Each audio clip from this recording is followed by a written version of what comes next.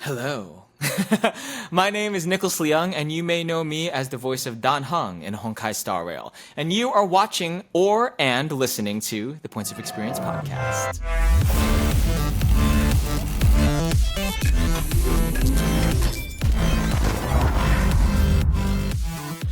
I have a sneaking suspicion, I think that's the phrase, a sneaking suspicion that some of you here might be fans of Honkai Star Rail.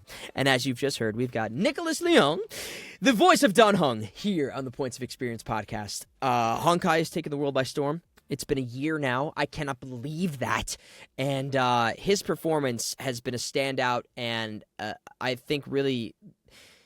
And the rest of the cast, from the 1.0 days of the game, the foundation of what makes those stories and those characters so beautifully written, told, performed, it has impacted me in such a profound way, and I love playing the game. And I got to meet Nicholas at a convention, and we got along really great, and I was like, I just knew I had to have him as a guest, and I think you guys will really, as Donghun fans, Imbibtor Lunae fans, you're going to enjoy this one. We talk about how he got started, his life in New York, what the experience has been recording for this game, especially for him being someone who lives in New York, and being surrounded by the beautiful cast that they have in Honkai, and him being really kind of a beacon, a center force for a lot of the stuff we get to see, the extracurriculars that they do. So before we get started on the episode here, make sure you like and subscribe. If you're not following us on social media, make sure you check us out on all the platforms, the Points of Experience Podcast or POX Podcast. And we have a new Patreon that you can check out in the description of this video. And you can support us and help make the show even better, and can continue recording and as we bring on more team members here to the POX team. So thank you guys so much. Strap in. Nicholas Leung on the Points of Experience podcast. All right, so tell me if I'm wrong here, but this is correct? This is your first podcast you're doing since being cast as Dan Heng? Yes. Wow. Yeah. Guys, we were just talking about this. I'm here with Nick Leung. Do you prefer Nick or Nicholas? I always say it depends how angry you are with me. So hopefully always Nick, but Okay. Nicholas is fine. I like that too. That's Nicholas! totally chill. No, literally that. It's giving like angry auntie vibes. So. I feel you. All right, Nick. So yeah, this is your first podcast. I am beyond honored and so thankful that you've chose to join us here on the Points of Experience podcast to chat and have a good time. I really am. Like I was saying, I'm trying to set the bar high here for you. So hopefully this is a good combo, some good fun. We get to talk about some cool stuff that I know people are going to be super excited about. So really, thank you for joining us here today. Thank you for having me. No, as soon as you asked me, I was like, hell yeah, dude. Like this feels this feels right. So I'm happy to hang out. Like it's just gonna be like a couple buddies just shooting the shit. So That's it. Two Hoyoverse buddies shooting the shit. There we literally go. that. Amazing, dude. Well, I have so much I want to talk about. I'll start off by saying I've been a huge fan of Honkai Star Rail. And to give you the intro into like my experience was, I mean, I played Genshin from the start. I was a huge fan of Genshin before I even got to be in the game. Yeah. And I was so hesitant to pick up another gacha game of the same caliber because I'm like, it's so much in one. And then I got kind of coerced into doing it. And then as I started playing, I was like, when you look at the data and the brass tacks of what the game is, it is a game that I love even more for what it is and the style of the game. Yeah, I grew up as a turn-based gamer. You know, the story is so juicy. Yes. And I know you're a gamer. I'm excited to hear about your experience. Dude. Like it's the game is fantastic. I mean, like the fact that we're both on like two different sides of the Hoyoverse in a way, like, and they're like growing reach into the gaming world. Like it's so cool. Yeah. It's like, bizarre how crazy these properties have grown and how wide their reach is and the impact. I mean, no pun intended there, but the impact of these games is astronomical. And to see Honkai come as like the the new kid on the block at the time, like the second child, so to speak. I mean, I know Honkai Impact was around, and I know that, but Right. Genshin was really like the explosion, and then Honkai Star Rail really kind of rose to the occasion. For some people, I think resonated a bit more. Not that it's a competition, but I think that it easily became better for some people and competitive for most, or equally as enjoyable for a lot of people, and that is a feat within itself. To see that happen. And a large part of that, I feel, is obviously from the writing and from the stories. You're the first person I'm actually talking to. I've had people on the show who've been in Honkai Star Rail, but you're the first person I think I'm talking to at the point where Honkai's been out, because it's been over a year now, really talking about it from a story perspective and the influence perspective. But the voice acting is S tier plus, and it makes it such an immersive game for me. I love every second of it, and a lot of your stuff in your story is what drew me in, because I was so hesitant at first, and I was like, all right, what's going on here? Are these like, is this like Cowboy Bebop, Space Cowboys? What's going on here? Right, you know? like giving like Firefly references too a little bit, you know? No, for sure. And so really your character, it drew me in, and then when we get to the Imbibtor Lunae stuff, that like, I was like, whoa, because I wasn't familiar with Honkai Impact 3rd, and I know they do like reskins and stuff, but yours was the first experience I really had with that, and I was like, this is getting crazy. Trust me, I got hit with a surprise for that too, because like I didn't, like when I was cast for this, I only knew that there was, Dan Heng that was in the story. It was in the description that there was a transformation that could happen, or like there was like, inside of us there are two wolves sort of vibes. But like when I got the script for when the Imbibtor Lunae stuff came out, I was just like, oh, he's got a different name now. Like, what's going on there? That's interesting. So it's like it was just as a surprise to me that it was for everybody else that Dan Heng had this like sort of crazy arc. And like it's so funny because you're talking about how you're like you got immersed into that world. It was like, but I was like a Genshin fan like way before all of this, and then like I was like listening to the Fontaine stuff, and like you kill it, dude. Oh, like, dude. Yeah, man. No, it's I'm if Genshin didn't exist, then Honkai wouldn't be here. And like my whole opinion is like, if you're playing either game, if you're playing any of the Hoyoverse games, like we're all winning at the end of the day, because absolutely. I think that there's so much like, I think the talent that's in both of the games is so good, and I think that the people involved in them are like even more like incredible and like deserving of all the laurels and stuff like that. So it's like, but yeah, it's been a crazy ride, and I can't believe it's been a whole year already. Like it feels like it was yesterday to me. I mean, I don't know if that's a testament of just how good the game is, and it seems like it's just like you're thirsty for more every second, or if time is literally just speeding up. I don't know. Is the Earth spinning faster because time is disappearing? It's going so fast. Yeah. Well, I mean, like I don't know how long before. How do you pronounce it? Fremnet, right? Fremnet. Yeah, so like I don't know how long you were recording for Permanent before he, became playable, but like I was in the beta tests recording for that for like 2.5 years beforehand. So it's like it was a wild process of like seeing how like, because the story always changed, my voice changed with with time, just like being in the same character and like kind of sort of just like figuring out like who he is and like where it like that like sort of character sits for me. And I'm looking over here because I have him as a screensaver right now. So it's like, channeling him. But like the amount of time that like we've spent with these characters, especially the people that are in like the Astral Express cast of like Chia and Corey and Rachel and Caleb and Skylar, like. And we've been with those characters for so long now, like before the game was released. And like even people like Molly Zhang and Emily Sun, like friends I've been with for like years now, we've been talking about this game and talking about our characters for so long.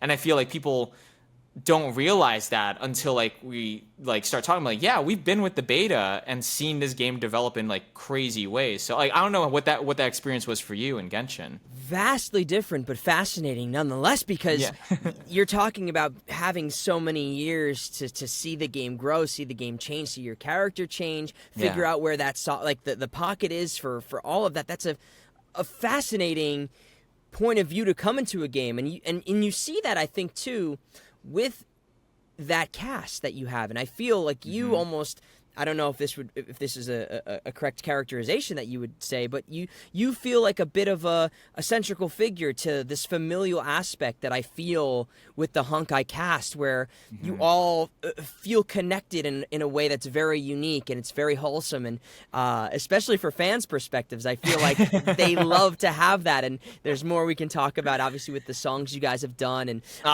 just various streams. It really, I get that sense that you guys have this connection that has been percolating for so long. Did you feel like you knew what the expectation of the game would be, and what and what your experience as a cast would be prior to the game coming out? Or did it kind of, you had the Genshin as the blueprint to see like, okay, this is how this might develop? Yeah, it's hard. Like, I think that going into this game, you know, as most of us do for like any project that we do, like we barely have a concept for like what the actual story beats are going to be. But I think like as we were recording for the beta and stuff, like I could already sense that like they were doing a sort of like found family sort of trope, which I love, as also like there's like a nuclear cast that that you're always following throughout every single storyline that's going throughout, which I think is like really special about, you know, any sort of story that you're writing. Like to follow a specific group of people in various situations has always been like my favorite type of story. That's why, you know, Last Airbender is like one of my favorites, or like even, you know, growing up and watching, you know, Pokemon or something like that. It's like you have this group of people that you're following at all times. And like, so the point of how does that translate to like in real life of like the cast, I feel like that translated directly, because like it's interesting. I think that the through line for Honkai, if I was to give a log line about it, it's just like it's about finding people that you feel safe with, you know, despite everything that you've gone through. And like that's like I think that's like a very special quality about the writing that I haven't seen in a lot of other properties. That I think definitely translates into how like we communicate to each other as a cast. Because, you know, I'm like, you know, I see all the group chats that we're all in, and like we're all very supportive of each other. And like I think that there is a like I always lead with as much kindness as possible, and I'd hope that like radiates outwards to other people. But I'm just rambling right now. But No. I think it's interesting being cast for this game. I'm very new to the scene compared to other people. Like I have, you know, there's cast members in here that have done like so much work and have such a wide breadth of characters that they're pulling from in order to like, and coming into this game.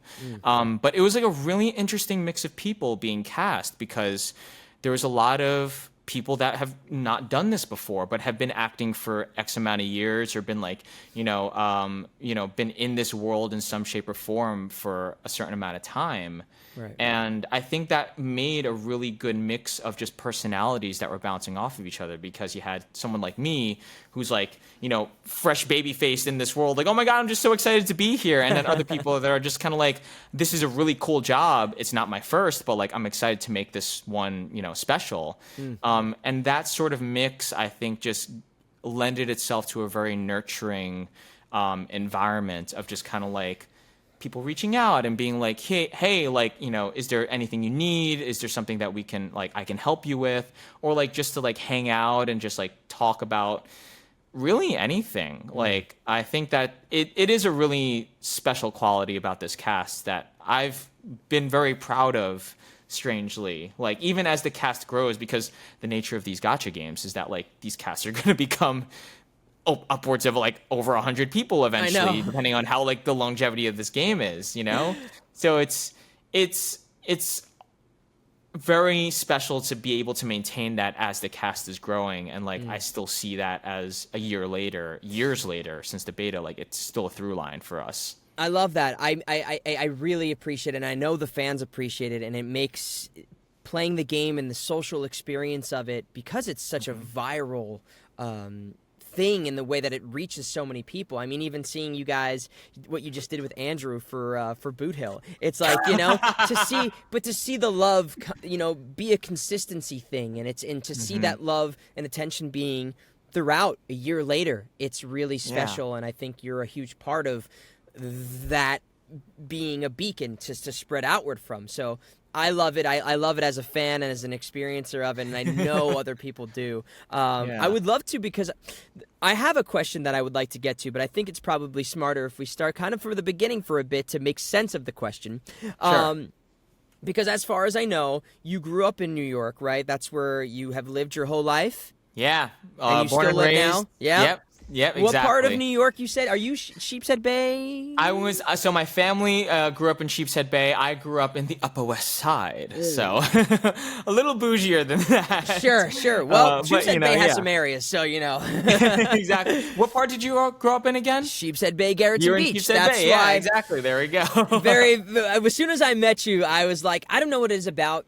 For me, I mean, most of my identity is derived, even though I've lived all throughout New York, but through Brooklyn for me. I don't know. It's something about it. It infested my DNA, and it's like that is it's when I meet people, you know, that have a connection there. It really there's something about it. And New York, I think, also, especially in the performance space, I think it lends itself to particular types of performers, people who are very resilient and who are very passionate and compassionate and very real. Because I think New York is as a place that experiences every spectrum of the seasons. It experiences, you know, every aspect of life, you know, rich, poor, everything in between, every single culture you can imagine. I think it lends itself to real grounded human people. And I get that through your performance with my experience in Honkai, for sure. It's a very real, grounded, welcoming character, and that's why I think I resonated a lot with it, and I resonated with you. So you grew up in the Upper West Side. And at what point throughout your youth did you find performing? Because as far as I know, too, you're a musician, you do martial arts, you know, you sing, I feel like you are the triple, quadruple, quintuple threat. So where did all the performance come into play? I mean, I think music's definitely like the core of all of it. I think that's where it all started for me. Like there's definitely like embarrassing VHS tapes of me like singing and dancing in my living room, and you know, like I started off singing, started off loving music, you know, looping various different cassettes and CDs like nonstop. I think my first real CD that I owned for myself was Jesse McCartney's Beautiful Soul album, which was a great album for me. Yeah. And then like also the Tarzan soundtrack, and also Spirit, Stallion of the Cimarron soundtrack with Bryan Adams. Like all of those like nonstop. Like my parents like they'd be like, "Do you want to listen to that?" I'm like, "Yeah, of course." Like, you know, like that was definitely the start of all of like the performing for me, and like the love of like of being creative. Was being a singer first, and then you know, tried the whole like the Asian stereotype stays true for me. Is like I tried piano and I tried violin, and I hated both of them. And then I think I started, you know, playing. That was the age of like Guitar Hero and Rock Band and stuff like that. Wow. Yeah, and so like I was, you know, playing the hell out of that. And then eventually my mom was like, "Do you just want to like take guitar lessons and see what happens?" And I was like, "Yeah, sure." So I had a couple teachers that were like they were a lot of blues musicians, a couple punk musicians that would like help me kind of like figure out the instrument.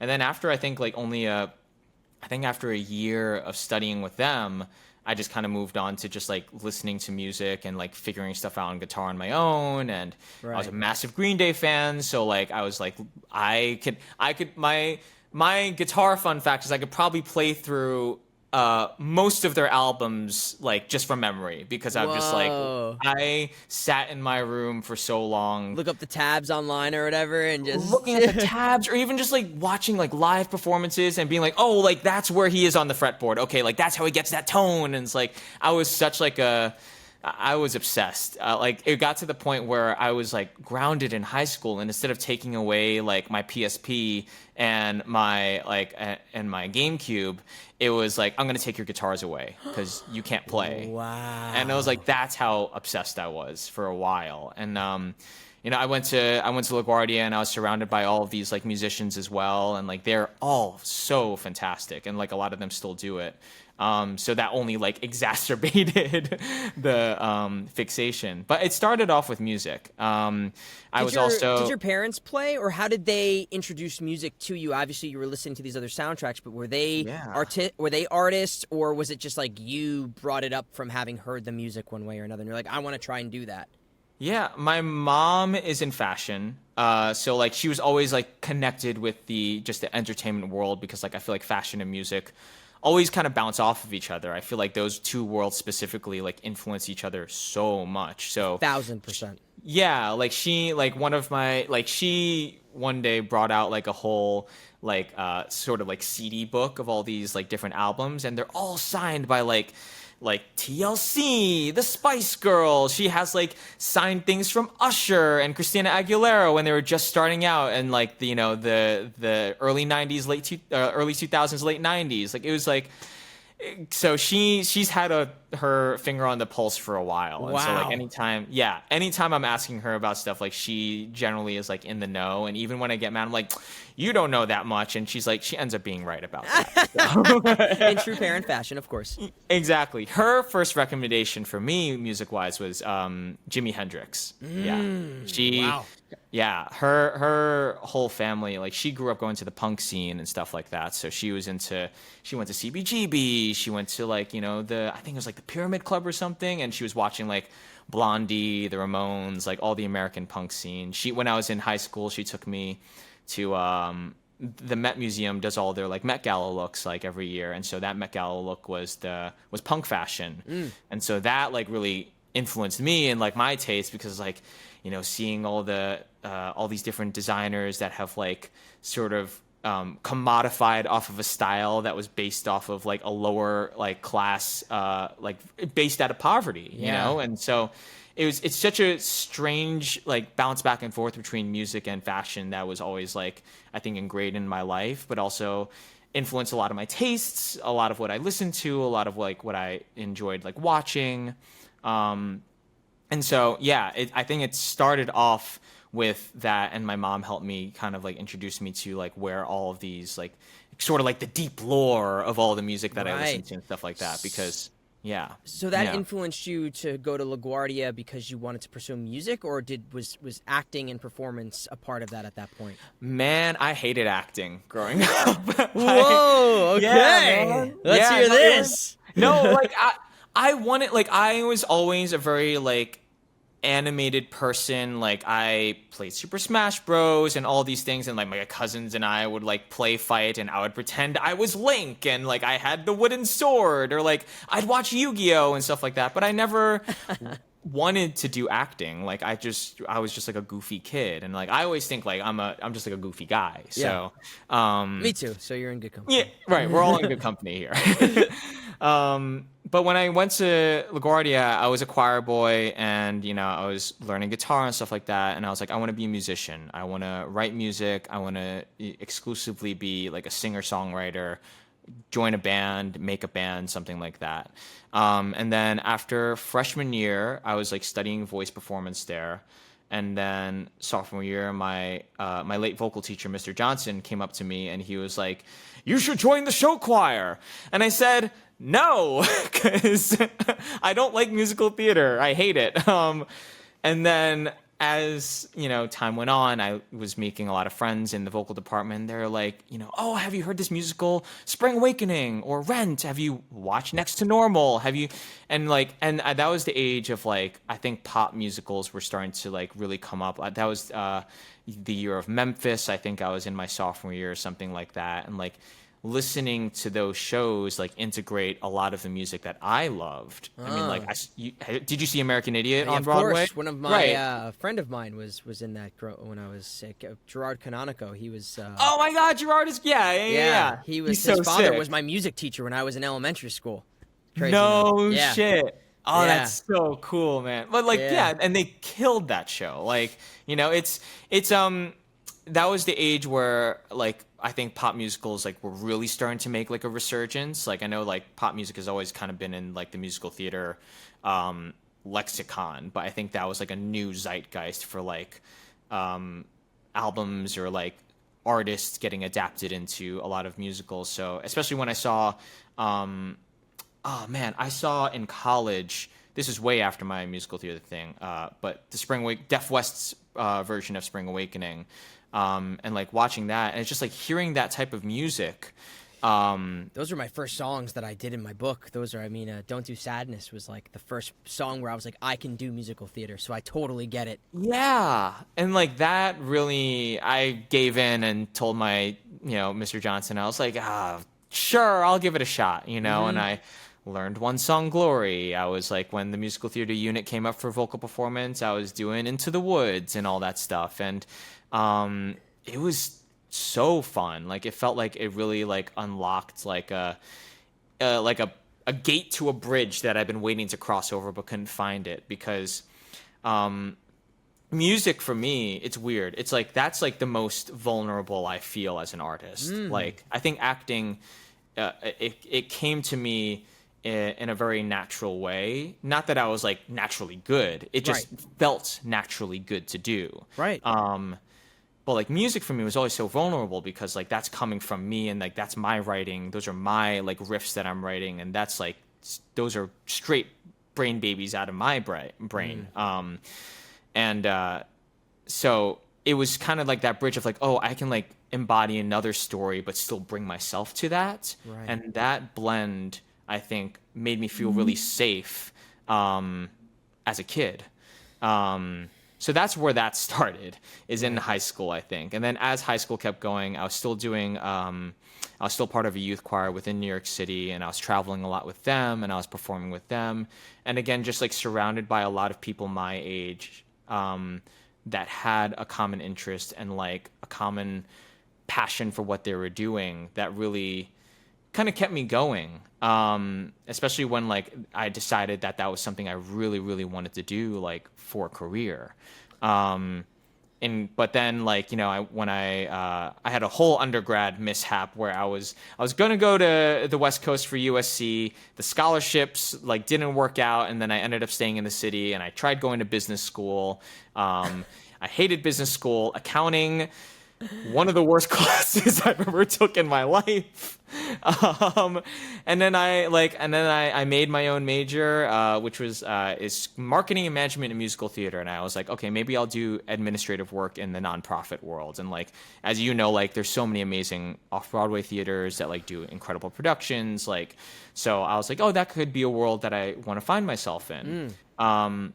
But as I was like studying that, I was still auditioning, I was still going to open calls, and all of these things. And I was just like, nah, man, like I got to do this. Like this, that feels right. So that was a long way to the answer, but that's kind of what really guided me. It's like it started with music, and it's kind of gone through all of these different other places as well. So that's beautiful, man. And I think for a lot of people, many of the people who you see who become what some might say traditional actors, who come from the music world or become from the musical theater world, you can see that passion translate so much because like you said, music, it takes such a vulnerability to really reach people and to touch people. And as a writer, you're writing these stories or these lyrics that are from the most kind of a similar place, if not the same place, that an actor, I think, has to go to really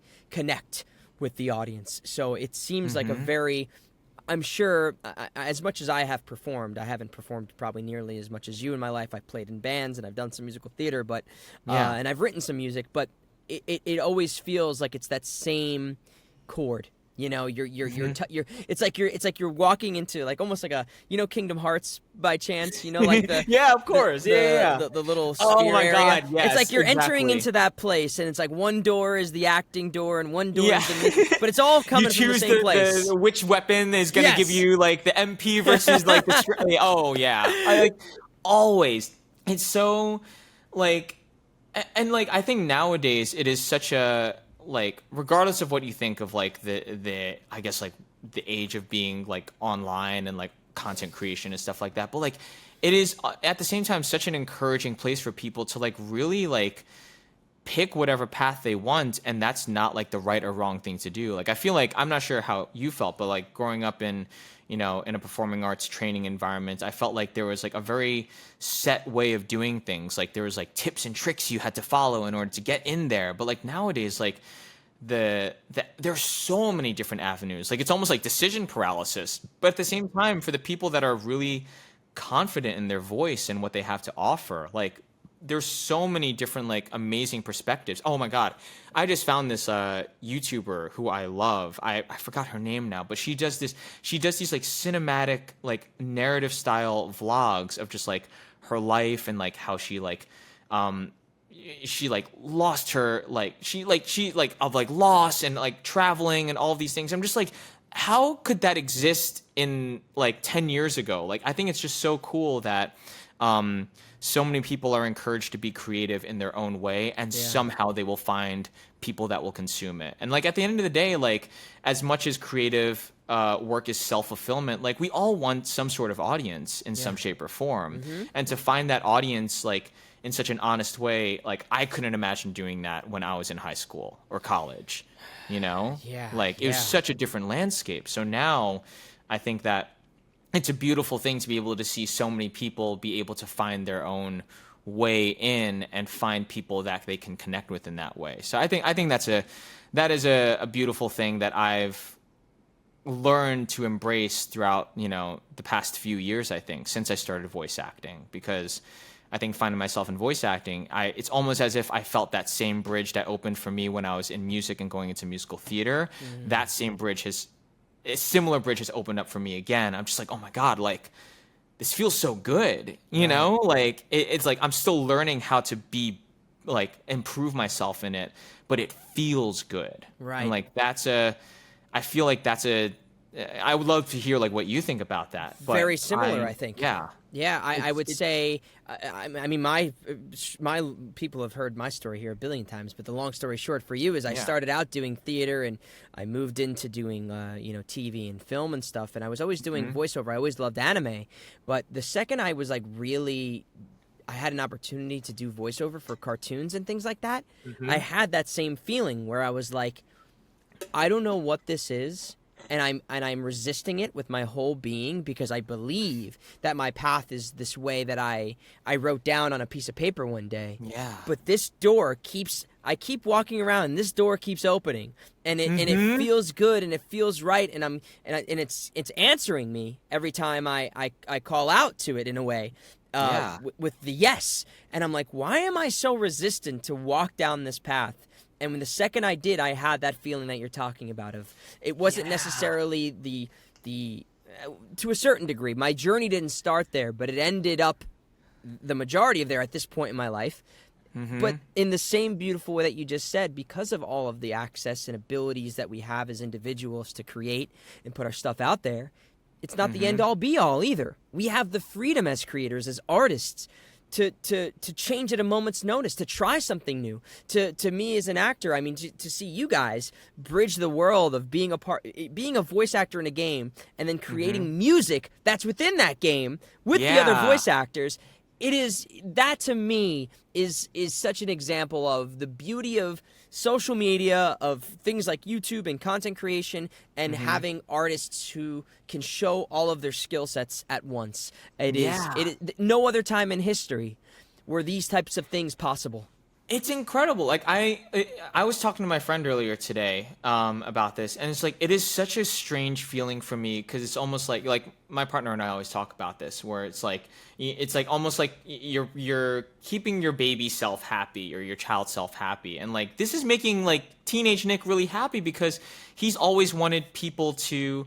He's always wanted people to make people happy with his music, and the fact that I'm able to be part of an IP that is not just great at storytelling, but like their music is incredible. I mean, even for Genshin, like I can recall easily off the top of my head, like that opening music when you open up the game. Yeah. Or like when you load into Liga and like you're fighting some like slime or whatever. It's like it's burned into my brain because it's so good to be part of that and have it enable that side of me. I'm like, oh my God, like I can hear a version of this in my own head that I want to put my spin on. Yep. It was like in a way that was like the perfect storm for me. Like as soon as that first group cover that I did with like 12 of us, and now it's like 45 of us. It's I heard that song and I was like, I need to do something with it. Like it's just so sick. Like there's no way I can't. Like, and so yeah, it's really cool being able to. Suddenly, I put that freaking Boot Hill song out there. And, I loved it. Right, but it's like that was me and Andrew hit each other up being like, we gotta do something with this. I know. And we threw that together in probably like 4 to 5 hours the night before we dropped it.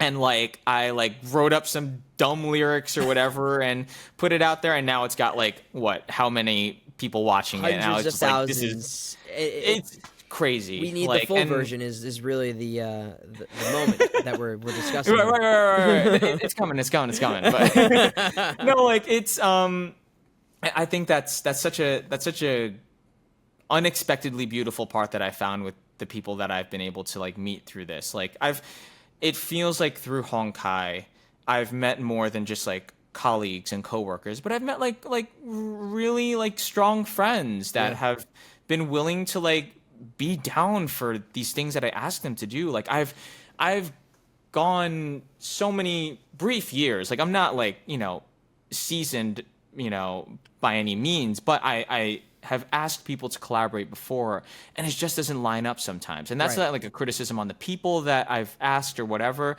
It's just like some of it is just chemistry at the end of the day and like where your artistic visions line up. And like as a kid, that was like heartbreaking because you take that personally of just kind of like, oh, like you don't want to cover or like write music like that's like that. Oh, that sucks. Yes. But like I reach out to friggin' Rachel and Alejandro and people, and they're just like, yeah, let's do it. Yeah. And I'm like, let's do it. Okay, we are doing this. Right. No, literally, like to hear that be like, yes, I'm down. And it's that just makes me so happy. And like, regardless of the people that see it or however many things it gets, like the fact that these incredibly talented people said yes to me, especially someone that's so new to this world. Right.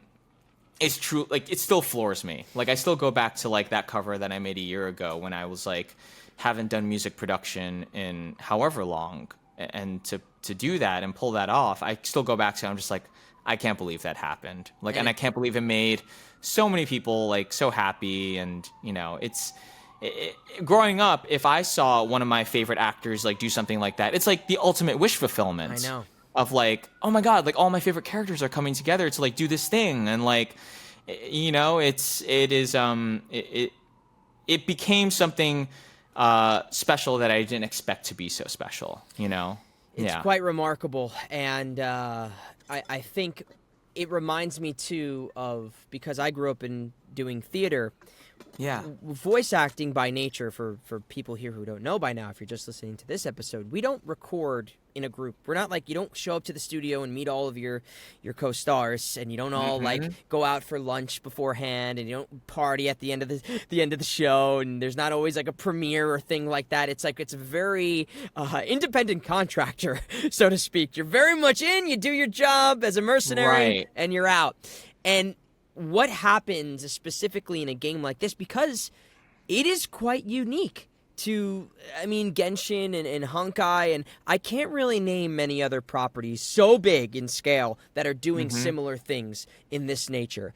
And it reminds me of, like, putting a theater group together and having that moment that you don't have as a voice actor, and collaborating in your own way to enrich this experience that everybody enjoys, and then also create something brand new and have it be collaborative and fulfilling in a whole different way, all for the audience. I mean, we get the selfish experience of what we really love to do, which is perform or to collaborate with other people, and that's what makes it so good, I think, for the person consuming it.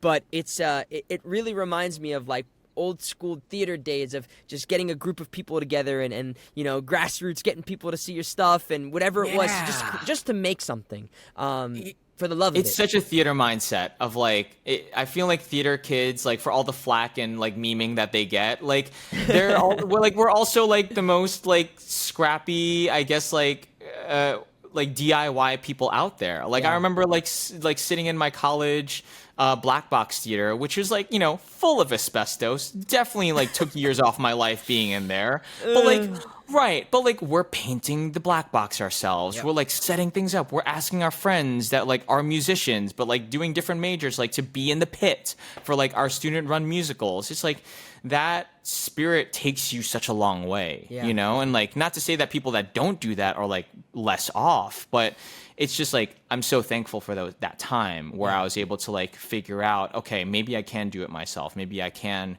figure these things out, and, like, be also brave enough to just ask people when you need to fill those holes of, like, you know, oh, maybe I can't, you know, write this part, but I know someone that's really good that can.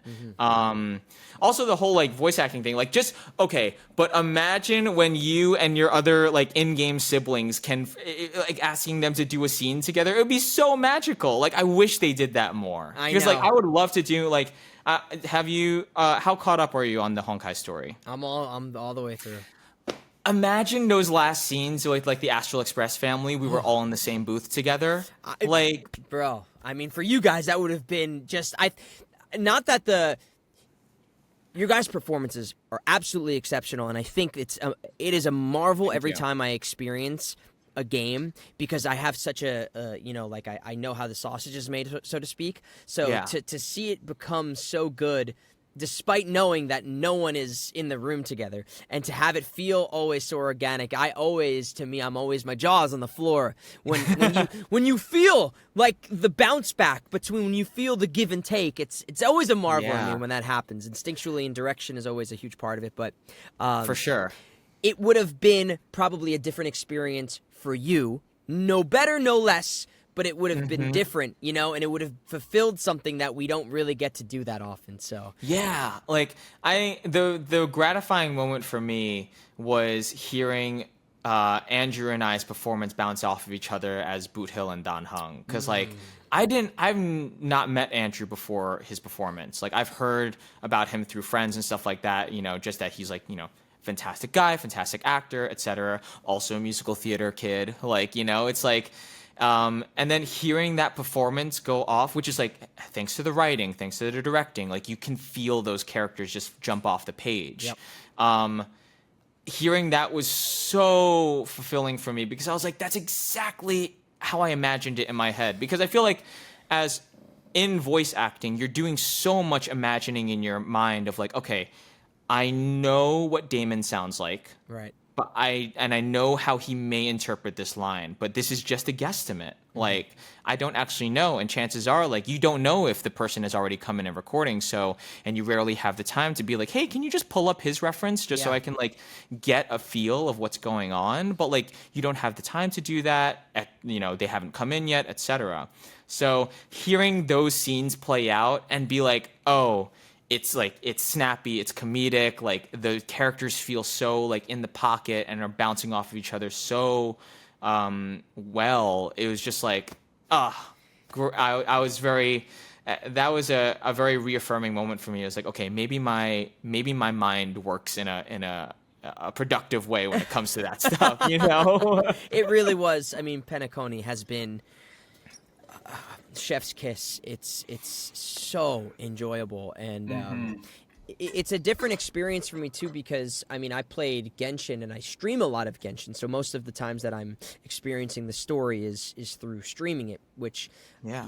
do you stream all of your story when you're playing it, or do you play it online when you're I playing it? I streamed all of Penacony, or I streamed all of 2.2 because I originally wanted to experience a lot of story-based games I like to experience on my own because I Right. like to take my time. But it was actually like a really fun experience to stream it and like have people reacting with you the whole time, because Right. sometimes with streaming it's hard. Like I feel like with streaming you sometimes have to like amp things up in a way to like be entertaining or like be, engaging. But like for something like Honkai, which is, so far in my life like one of the most special stories that I've been a part of, like I kind of want to enjoy it. Like so for all of the Imbibtor Lunae stuff, I wasn't streaming. Like I was, I had a lot of life stuff happening at that same time, so I was experiencing all of that on my own. But like playing it and like hearing it back, it's such a it's a rewarding experience, because I feel like specifically for the Hoyoverse games, like we have such strong creative teams behind it that like I can, for very much like a lot of the time, like trust that it's going to come out in the way that it's like, jumps out of my mind and onto the page and out into the studio. Yeah. So Phenomenal directors, phenomenal editors, and Yeah. localization directors. It's a really a collaborative effort, and we are the beneficiaries of being the faces, I guess, or the voices, voices of the literally characters. that. Yeah. But it really is. It comes down to a great collective team, and I asked because I experienced a lot of Honkai in an offline mode. I didn't stream really much of any of it, and I just it was such an enjoyable, cozy experience, the story for me. To experience that way, and I'm sure, I mean, to hear yourself in this game and to see all the pieces come together, it has to be. Could you have even imagined what it would be like to be in a series that is concurrent and you're constantly like you're experiencing the story as a consumer because you stream it and play it, and then you're also going in and recording it? Do you find that experience is helpful or unique to like this ongoing production that you're a part of? Yeah, I think that it goes hand in hand, because I feel like it enhances my experience when I finally see the final product, because I know how much work has gone into that, and I know how much like Damon and I text all the time, and like we love our characters so much, and I think that these characters are like just special in general. Like I feel like there's Dan Heng is like one of the first types of this character that I've ever played before, because generally like for theater and for film, like I was always cast as the bubbly, energetic, sort of best friend sort of type. So to have this like complete opposite of just kind of like he is, the straight faced, info dumping, sort of like Intellectual for sure. Yeah, he's like the intellectual character of the bunch. Like it was a huge learning curve for me, because someone on that casting team and that creative team heard that was the type of life that they wanted to bring to this side of Dan Heng. And so like when I'm talking to Damon about it, it's like consuming that afterwards is so special, because like we know how much we care about these characters, and we can hear that amount of care put into the performances. So like when I'm streaming it, like I love, giving little tidbits. I feel like all, voice actors do, of like giving little tidbits of like the things that you put into these performances, right? Especially for something that's so story based and so narrative driven. That like I don't mind it at all. I don't mind like replaying stuff that I've already recorded, and like I'm not like Alejandro where I forget it. Like I retain that stuff because I think this is like it's burned into my brain at this point. Like oh my god, when the Imbibtor Lunae stuff was coming out, I was on edge, man. Like the animated short that we did for Dan Heng, which was like so good.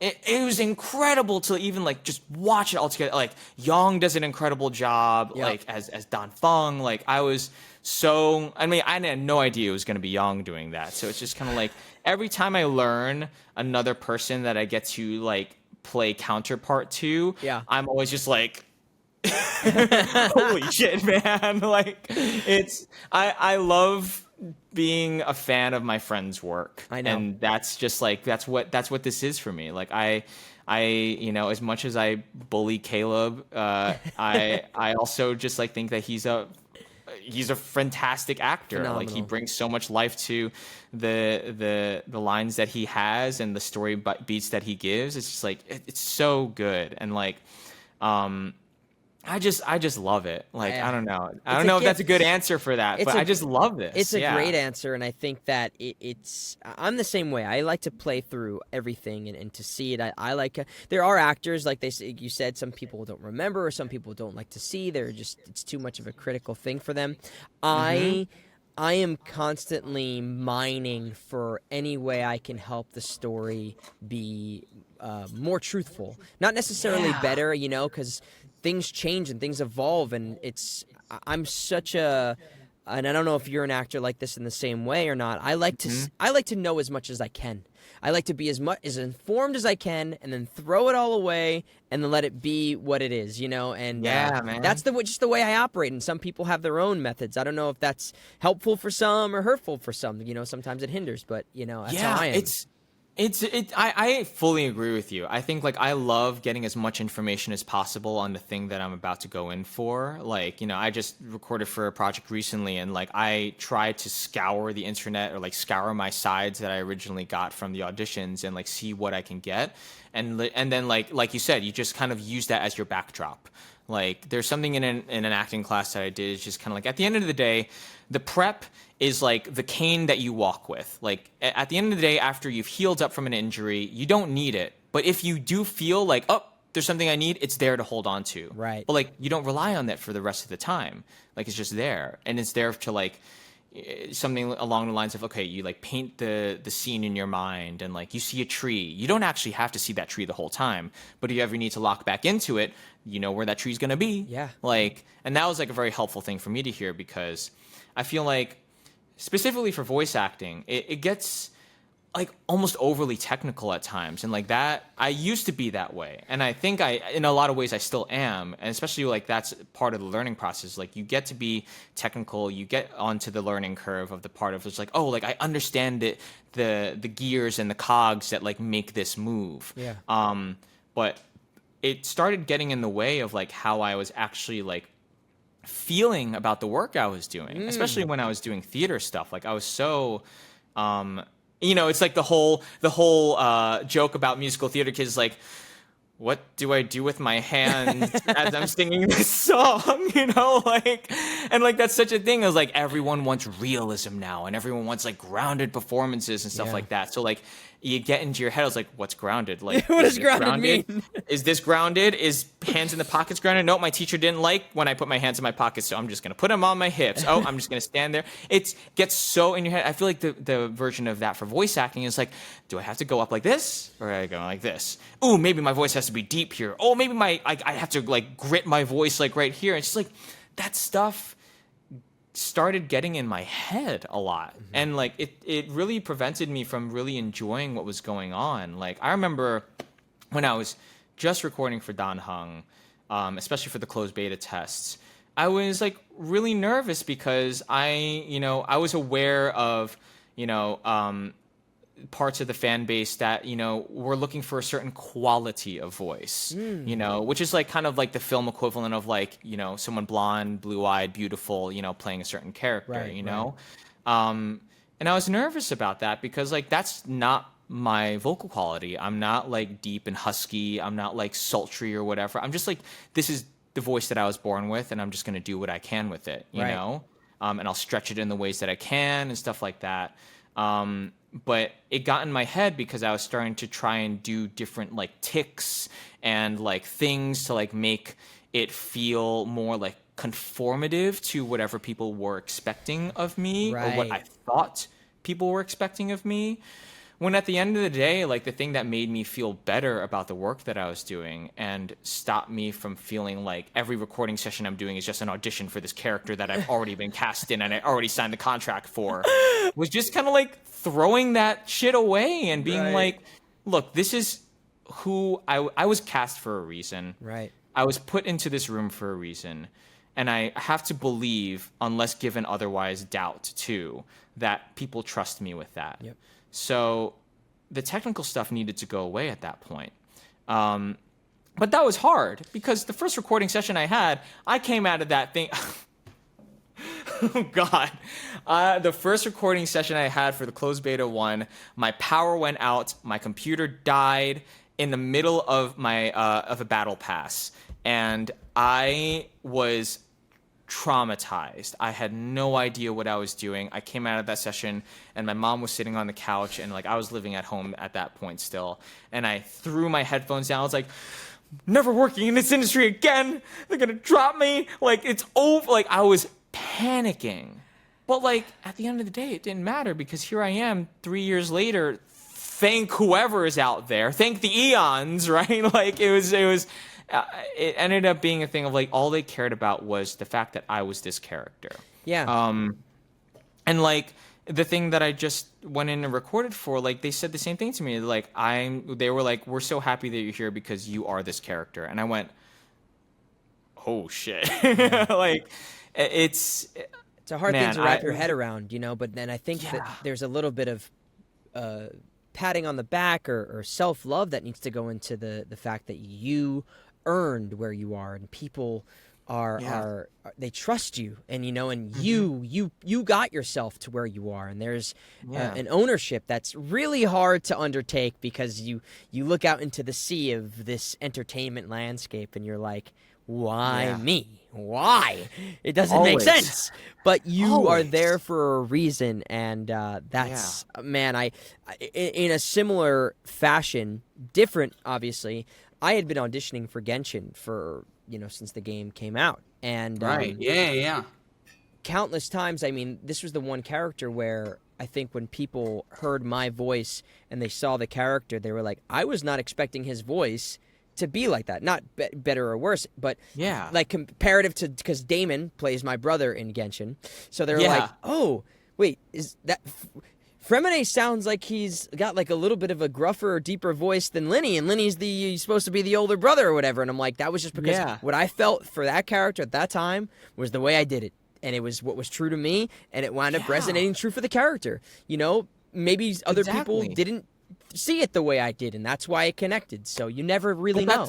That's life, you know? Like, we all have different... The people that we see on the streets, especially, like, going back to the whole point of, like, you and I growing up in New York City and having just, like, so much exposure to so many different life experiences and, like, different people. Like, that's just not how it is. You see a person on the street and you're going to hear them speak, and, like, it's going to be different than how you perceived it. Right. Like, so, like...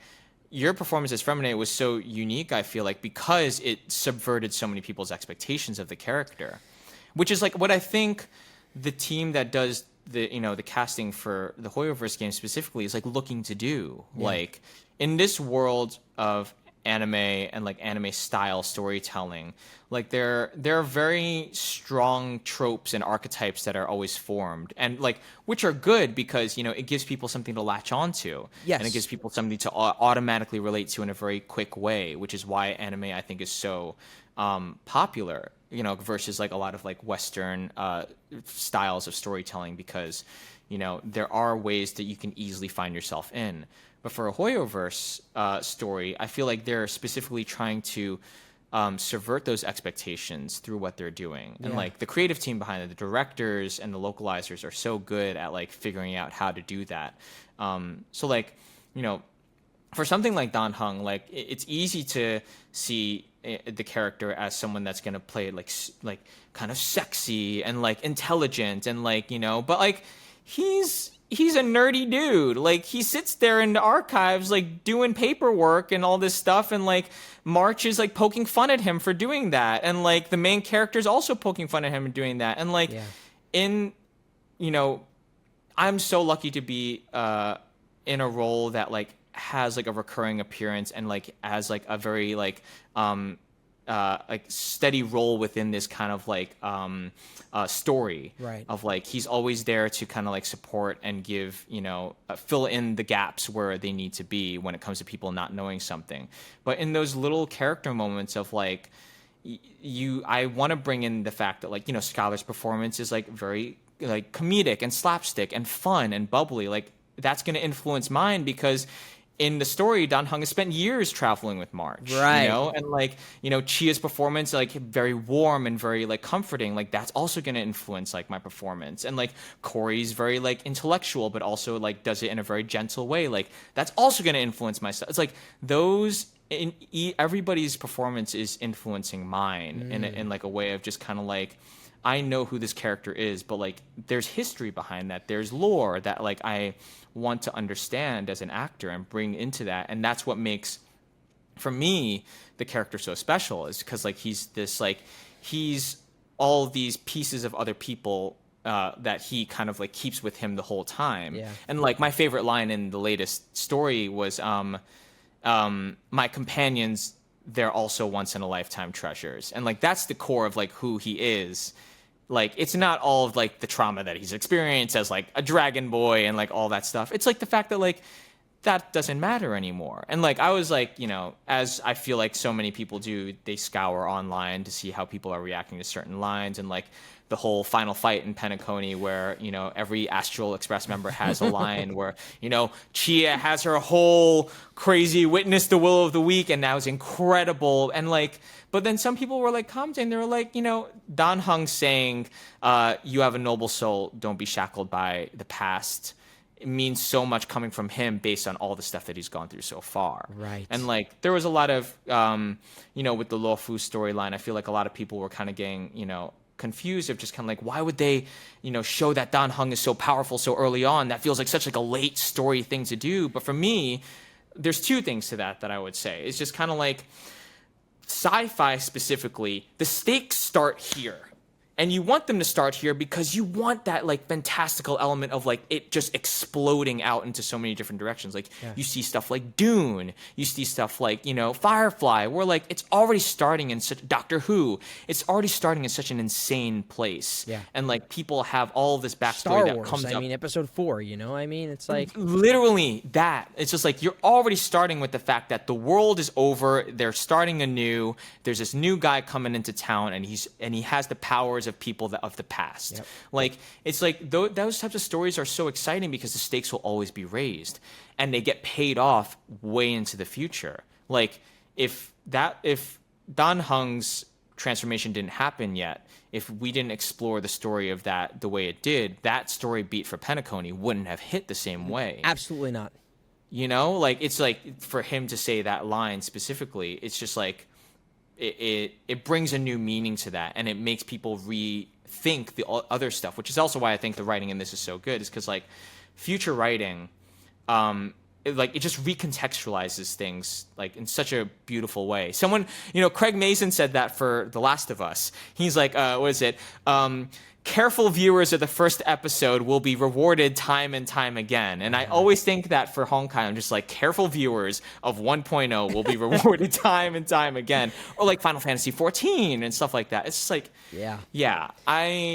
it's not just that it's a Hoyoverse game. It's just a really well-written story that like is so surprising for like the genre that it finds itself in, where, you know, the nature of these characters is just like they're hot, they're beautiful, they're badass, and like that's what's gonna sell, you know, copies of them. But like it's clear that Hoyoverse has a different vision of just like, no, like this game and Genshin and like, you know, upcoming games like ZZZ, like there to make like a very specific imprint into this like whole industry in a very unique way, you know. And as voice actors, for us two to find ourselves in that place is like so exciting, you know, to, you know, not just for the attention that these games get, but like also like the caliber of writing that we're able to read off of. Because as actors, I feel like that's all we want, is like a good script to read off of. Because, you know, as an actor, especially as someone that grew up in like, you know, doing New York theater, like there's a lot of good stuff, but there's a lot of other stuff out there. Yeah. That like you don't, that comes off as like, oh, I'm just doing a job. None of these like, games, this doesn't, none of these things, most things don't make it to the caliber or the reach that they do without good writing baseline. Yeah. Because if the story and the characters are not there, we lose interest really quick. And it is so imperative for stories like Honkai and Genshin and ZZZ, all these things that are presumably going to last for a very long time. You know, we're looking at Genshin at, 4 point whatever it's at right now. You know, so many years, Honkai, we're going on to the second year now. The foresight that needs to be had as a writer in these worlds that are so unbelievably imaginative, yet everything that is happening is so real and human and relatable to humans, yet we're dealing with space cowboys and, and dragon gods, and it's divers in freaking, like, French fantasy land. Like, it's like, it's so absurd, but, like, I think it's our job as actors to, like, not be sexy or be good. It's just to tell whatever story that's put in front of us and like put our own spin on that. And I think the industry's changed a lot in that way. I think at some point they were looking for the ideal, like, human, embodiment of whatever.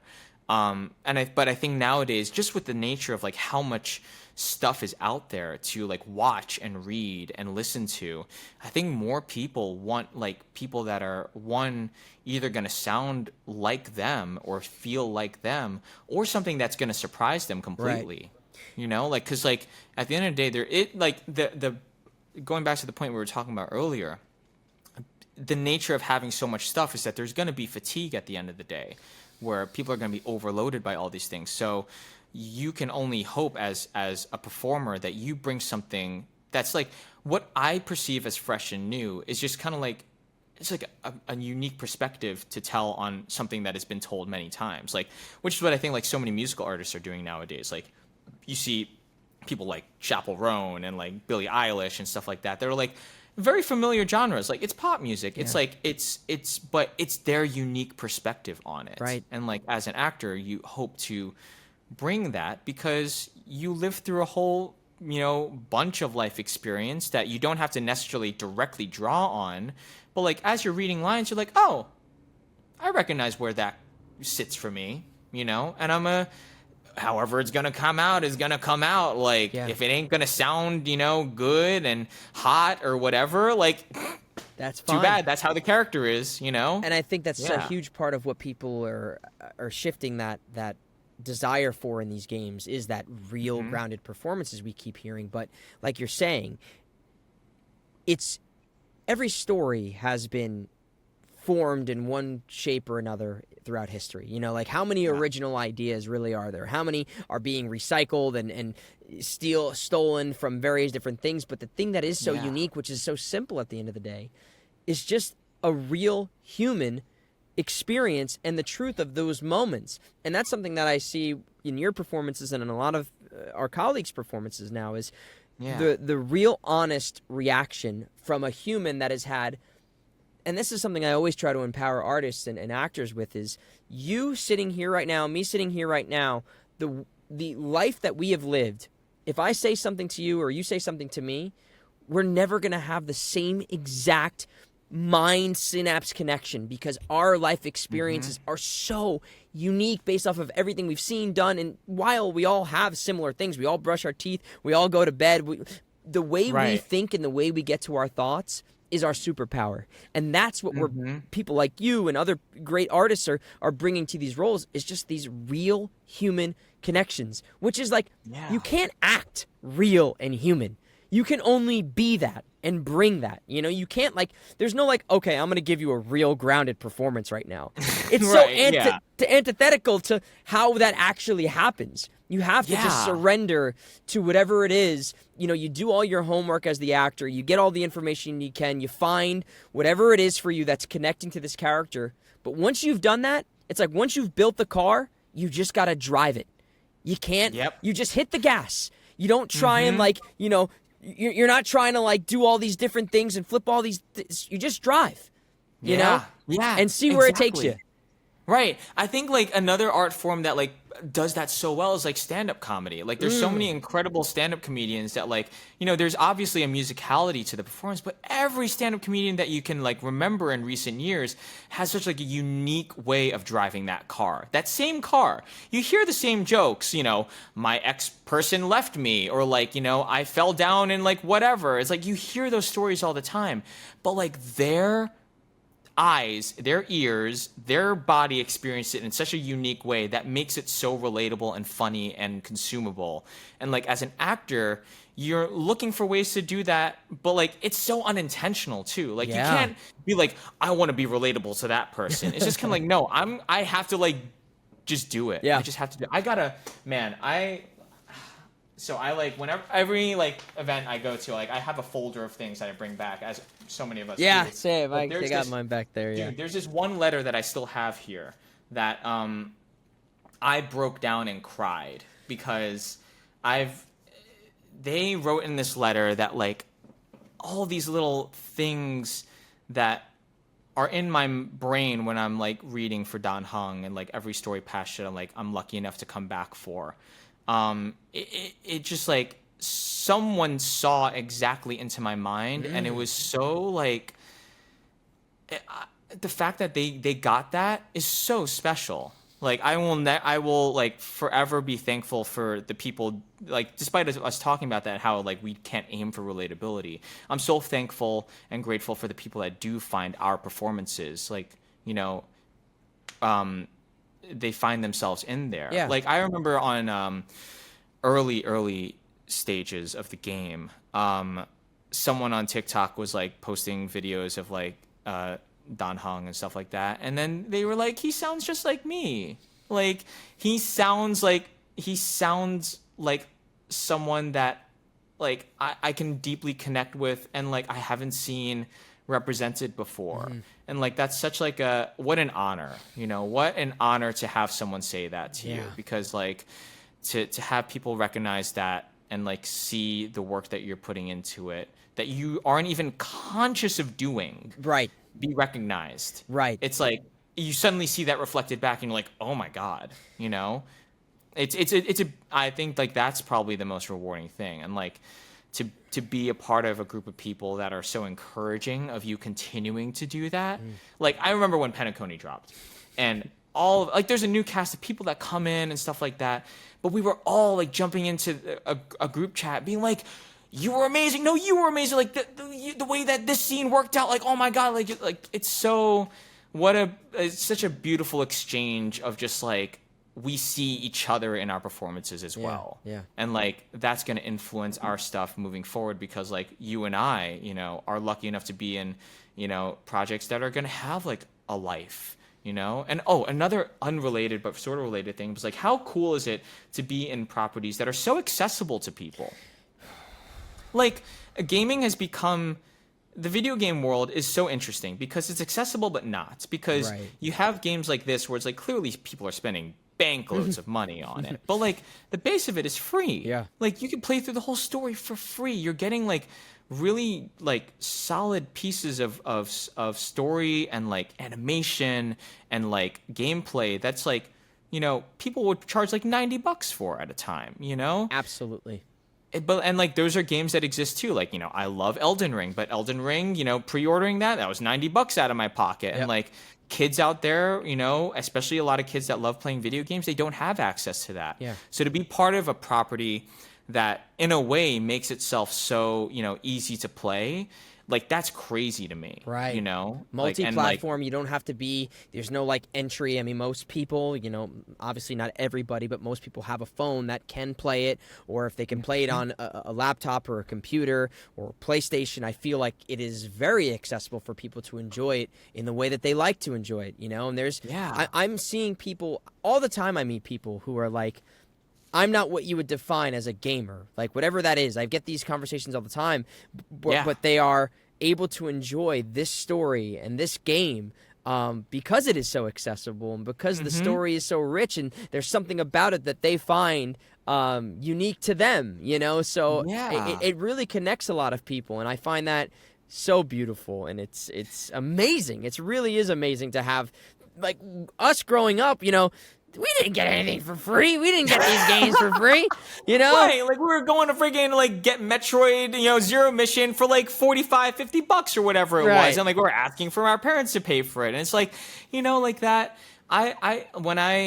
When the game first dropped, I went over and I met Damon for the first time, and I was talking to him about it. I was like, that is so cool to me. Like, the reason that so many people play it is not just because it's good, but because like the developers made a choice of like, we're gonna give this to the people, and if they want to spend money, which inevitably they will because of just the nature of how that game is designed, like they can or they don't need to. Yeah. Like it's I think it's a crazy new age of video game storytelling that is so much more accessible by so many different people and like inspires different people to do like all these other things. Like I'm sure there's somebody out there playing a Hoyoverse game right now that's like, I want to make that one day, is going to study coding or is going to study art design, and it's like going to go work for or create their own thing in the future 10-15 years down the line that like I hope I'm a part of, that's going to be just as accessible and just as good because they're growing up in a time when there is so many different stories and types of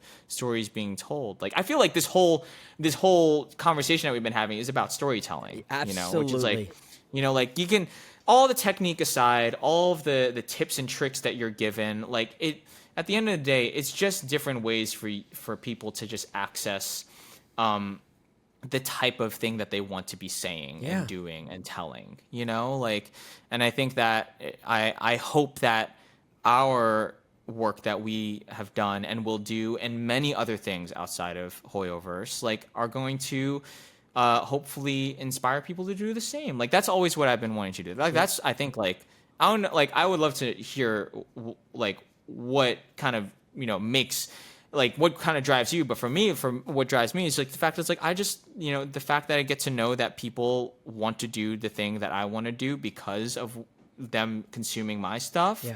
Is like, that's blows my mind. Like, to make other people happy and like feel like they can do it is like, I get to be a motivational speaker without being a motivational speaker and pushing like crazy pills at people. Right. Like, it's great. I couldn't agree more. I mean, that's the whole inception of this podcast. I mean, I've always struggled with thinking of myself as an actor.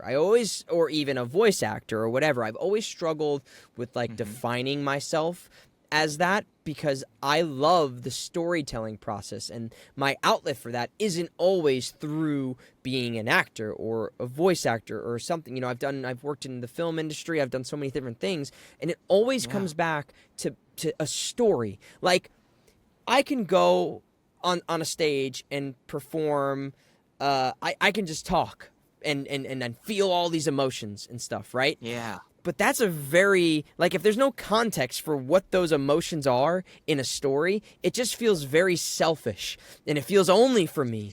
And I get the enjoyment out of experiencing emotions knowing that it's tied to a story or an experience that somebody else might find themselves in or can relate to. And it doesn't always have to be emotional. It could be funny. I love comedy. And if it's like, if I could be a part of something that would make me laugh, a story that would make me laugh, that's where I get enjoyment from. And I love sharing the ability to do it. It's like a superpower where us as performers, as actors, and being a part of these properties, we get this gift that so many people never even dare to try because they're scared for one reason or another.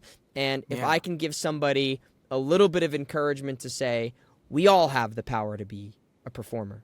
We all have it. Yeah. We've all been kids. We've all played on the playground. Most of us. Most of us have had the experience of playing pretend. Yeah. So the fundamental tools are usually there for people, and we all have a unique voice. So while you may not be, a character actor like Jim Carrey or whatever it is, and someone who's morphing into a billion different people, or D. Bradley Baker who can do a billion creature voices, you may not be that, but you have a unique voice. And you have a story to tell, whether that's as a writer, as a filmmaker, as an actor, and giving people, to see people be empowered to share their stories and share their gifts and share their unique perspective. Like we were saying earlier, it's the beauty of the world we live in right now. Obviously, there's a lot of stuff going on, but we all have the ability to share our story and to have it connect with one person, 3 people, 5,000 people, millions of people.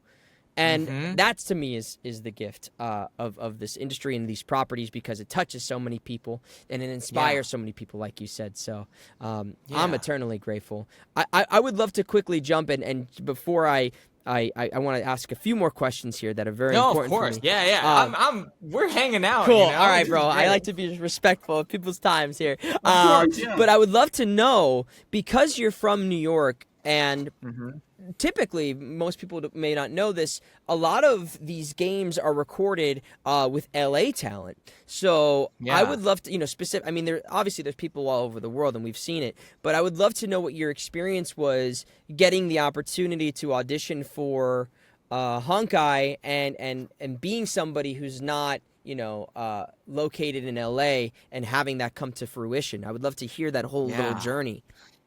I mean, as I said before, I was playing Genshin throughout the pandemic, like so many other people were. And like my friends and I, my friend who lives in Japan, he was like, this game is coming out. It's finally getting released out of beta. Like, you got to try it. Like, it's like Breath of the Wild, but anime and like really cool. And I was like, sure, I'll give it a shot. And like, he's like a gacha, fanatic. Yeah. So I played it. I was like, oh, this is great. Like, this is so fun. Like, my friends and I were like jumping into each other's worlds and stealing each other's resources and like all that stuff. And one day I jumped into a voice class with like a longtime friend that I met through all the theater stuff. And it was great. I had enjoyed it. So it was with Karen Hui, and who's like a fantastic voice actress as well. And then my friend who I was in the class with sent me an email, or sent me a text, and was like, hey, like, I don't, like, can you help me with an audition? It's for this, like, company called MiHoYo. And I went, yeah, like, also, like, can I audition? Like, can you just, like, can we try this together? And so, like, she forwarded it over to me, and like I replied to an email, and I was like, hey, look, like, I have equipment here, like I can do this. Here are my reads for all of these characters. Like, go wild. And I think I read for, I don't know, I read for a few. I think I read for Sampo, I read for Kalis, and I read for Japard. And Welt and Dan Heng were in there, but I ignored them. And then I sent it out, and then, as it does, you send and forget. It goes into the void. Yeah. You don't even know if the email is opened, etc. And then, I'm going around, like, walking around in New York, and I get an email back being like, hey, read for Dan Heng. Just go for it. Read for it. And I was, like, in the middle of, I don't even know. I was, like, near an office building or something. So I run into an office building, and I pull my phone out, and I do the side for Dan Heng, and I send it in, and I'm like, have fun. I don't know if I'm going to get this, whatever. And 3 months later, I think, I get an email being like, you're in the new MiHoYo game. Like, congratulations. Like, we'll be, setting you up with the studio and stuff like that soon. I was like, oh, amazing. I'll be an NPC or whatever. It's okay. Like, I just want to be a part of this property. And I didn't even know what it was. Like, I was, speculating and looking up online, like, is MiHoYo developing a new game, etc. And then 24 hours before a session, they send me the script, they send me the confirmation time, and it says Dan Heng next to it. And I went, oh, I gotta get my space up. I had nothing. I had nothing. I ran to B&H. I got all the stuff I needed to get. I put it in, and like I said, my first session went terribly because all my stuff broke down because I had like very little clue what I was doing. But now it's 3 years later, and I'm, recording from here, and the studio that we've been recording with has been so, gracious to like accept so much talent across the world. Right. Su Ling, who, I met as well with like Molly and Emily and Caleb, she's in freaking Malaysia, and she's recording from there, and people are recording from Texas, or people are recording from wherever, the fact that the studio was so open to that, it was just like such a beautiful feeling. I met Rachel for the first time when the game dropped, and we were just talking about like, we're so far away, but like, it's so cool that we're still able to do this thing. Right. And like, there's obviously benefits and, and stuff, to pros and cons that people have talked about remote recording. But at the end of the day, God, I'm so grateful for the fact that I'm able to meet so many folks across the world and be friends with them and like have this like common bond between us, and still be able to like, you know, put together a professional, like, you know, S-grade quality, you know, sort of product with people. It's like, yeah, I don't know if that answers your question. No, it but does. that's been my experience. It's been a while that they've, you know, I've gone into studio for a couple things here and there for Dan Heng, but other than that, like I'd say like 80% of the stuff that you hear in the game is, you know, me in New York. Wow. So Wow. yeah, like, and I you know, other projects that I've been lucky enough to be cast in and record in, like they've also been open to that. It's definitely, the landscape is changing, obviously, and everyone talks about that. There's so many tweets about that. There's so many. I'm not gonna like, my perspective on that is not unique to anybody else's. Right. But what I will say is that like, it's never been more accessible than it is now still. Yeah. And it's, at the end of the day, everyone can have a professional grade quality setup. If you just got to make sure that you're ready to tell your story in a way that is that you're confident in it. It doesn't have to be perfect yet. It doesn't have to be good. But like, man, I don't know what they heard in that initial read for Dan Heng on my freaking voice memo app, but they heard something. And God, thank you so freaking much for, you know, whoever that casting person was or whoever on that creative team was like, we want Nicholas Leung to read for this, who has nothing on his resume. Thank you. It's so cheesy and corny to say, but like, changed my life. Yeah. Truly. And like, remote recording changed my life. It's no mistake that you're where you are and why those things happened. I mean, if you were to tell that story to like a run-of-the-mill casting or like professional in like how to succeed as an actor, right? They would have said, wait a second, he doesn't live where the majority of the recording studios are for these types of games. He recorded his audition on his phone in an office building. He's recording the project from his home setup that he didn't even really have, and it wasn't vetted. Like, if you would have said those things to somebody, they would have said, no shot. Like, just based off of the criteria that we all have heard, and honestly, a lot of studios would go by, right? Based off of those things. And very fairly, because you have to make sure that there's a certain level like that you're hitting and a certain caliber of like technical setup that you need. Like, I don't fault them at all for that, because there's so many situations where some people are cast and like they hear the setup and it's like, it's not, they can't ship out a product like that. Right. Like, at the end of the day, it's a business. And like, the thing that I think I'm grateful that I've learned from in school is like, yeah, business is business. A product is a product. You have to ship out a good product if you want to make money and you want to make a living, you know, and that's totally okay. But you know, it's like, you also got to take the shot. Yeah. You got to take the shot when you can. And I don't recommend to anybody that's listening, I don't recommend what I did. Like, I will not ever say like, yeah, just do my thing and like, it'll work for you. Like, no. Run to your nearest CVS with your cell phone and record your auditions. Literally, like, that shit was crazy, dude. Don't do that. Like, you know, but whoever took that shot, thank you so much. And I've learned through it. And I was talking to Rachel about this. I was like, the difference between me and other actors that are on a similar, like, I guess, experience level that I am is just the fact that I am lucky enough to have a platform now, but that platform also comes with people watching me learn. Right. Like, and that's hard, man. Like, you know, there's moments in Dan Heng's performance, especially in the earlier patches, that I listen back to and I'm just like, I would change that immediately. Right. I was talking to Cheryl, who voices Kafka, who's been doing this for, you know, over a decade now, and various different characters for various different properties, also has a theater background.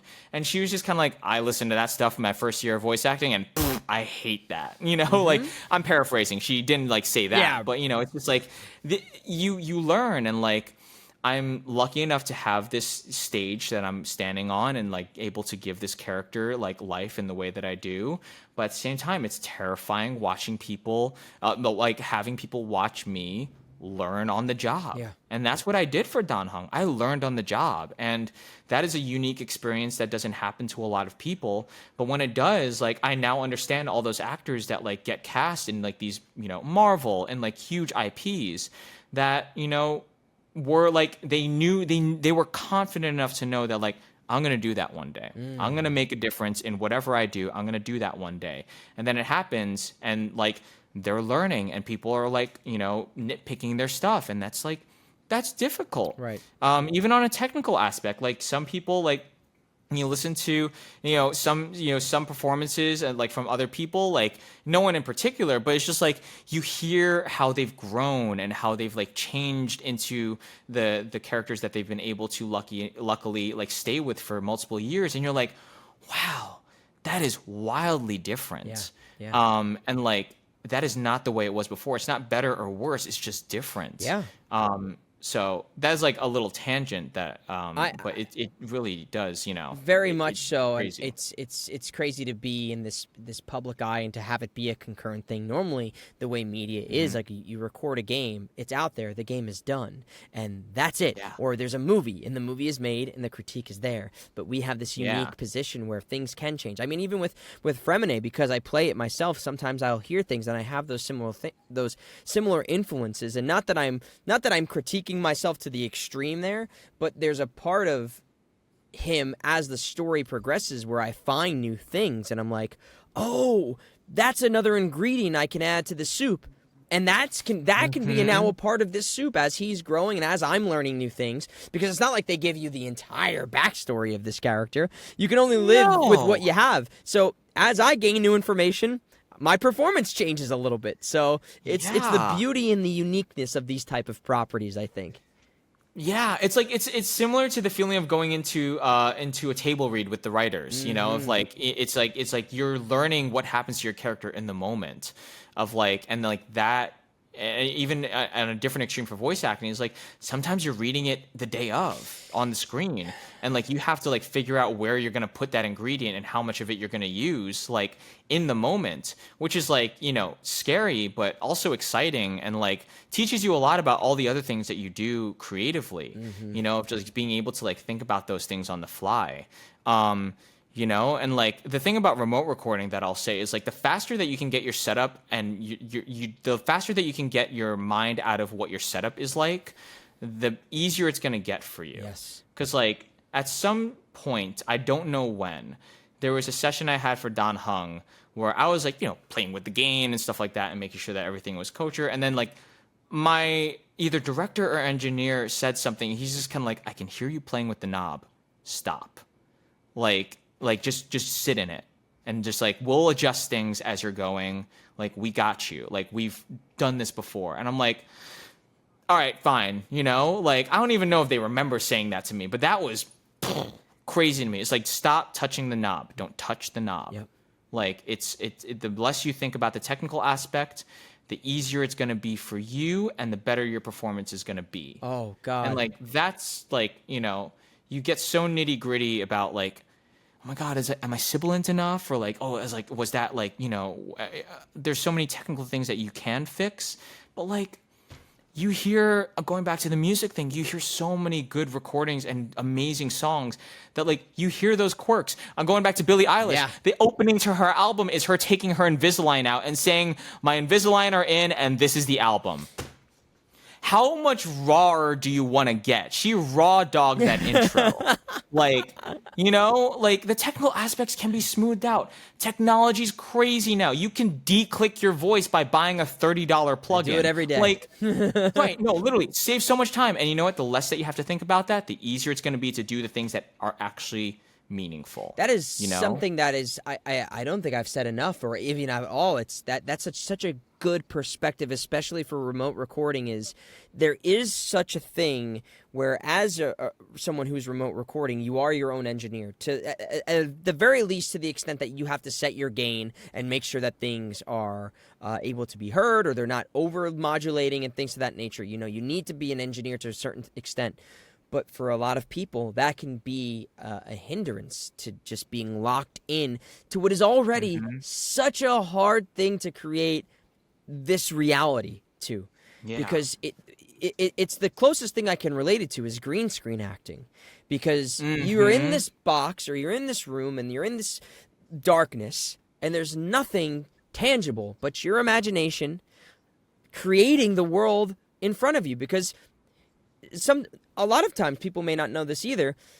Sometimes we're lucky that the directors will like read with us, and sometimes you get to do scene by scenes, and sometimes you get to have a little bit more than just saying the one line that's in front of you.